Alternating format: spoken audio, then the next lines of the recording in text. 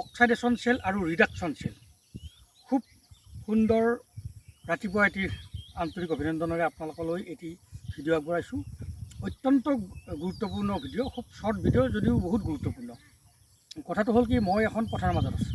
এই পথাৰৰ মাজত থকাৰ কাৰণটো এইটোৱেই যে আমাৰ বহুত মানুহে কয় যে যোৱাবেলি পথাৰত ইমান সাৰ ব্যৱহাৰ কৰিলোঁ, জোখমতে সাৰ ব্যৱহাৰ কৰিলোঁ, কিন্তু তাৰ যিটো ৰিজাল্ট পাব লাগিছিলে সেইধৰণে আমি নাপালোঁ।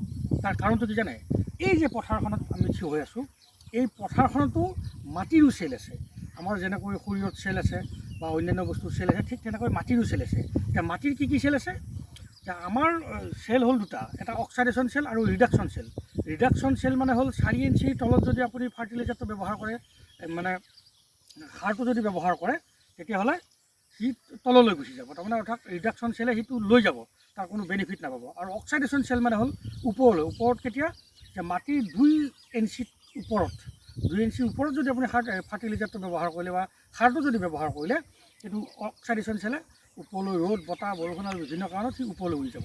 এতিয়া আমি ক'ত দিব লাগিব? যে 2 ইঞ্চিৰ তলত আৰু 4 ইঞ্চিৰ ওপৰত এই চেলটোত আমি সাৰটো ব্যৱহাৰ কৰিব লাগিব। এতিয়া ডাঙৰ কথাটো হ'ল কি, যে যিহেতু বৰ্তমান সময়ত গৰুৰ হাল প্ৰায় নাইকিয়াই হৈছে, সকলোতে গাঁৱে ভূঞে চবতেই আজিকালি মানে কি ট্ৰেক্টৰে হৈছে, হয়নে নহয়? গতিকে গৰুৰ হাল যিহেতু নাইকিয়া হৈছে, গতিকে ইটো অলপ মাটিটো বেছিকৈ চাহ হৈ যায়।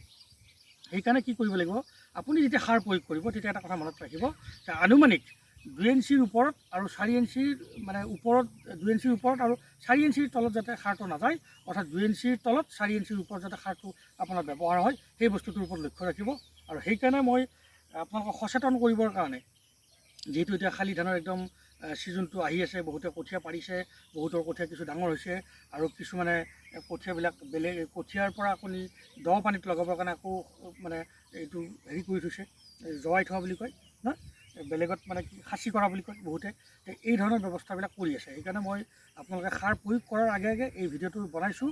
ইয়াৰ পিছত সময়ে সময়ে আপোনালোকক বেলেগ ভিডিঅ' বনাম, কিন্তু মনত ৰাখিব অক্সাইডেশ্যন চেল আৰু ৰিডাকশ্যন চেলৰ মানে যাতে গুৰুত্বটো দিয়ে, তেতিয়া আপোনালোকৰ খেতিডৰা আৰু ভাল হ'ব। যিমান প্ৰডাকশ্যন হৈ আছে তাতকৈ আৰু বেছি প্ৰডাকশ্যন হ'বৰ কাৰণে মানে আপুনি সক্ষম হ'ব।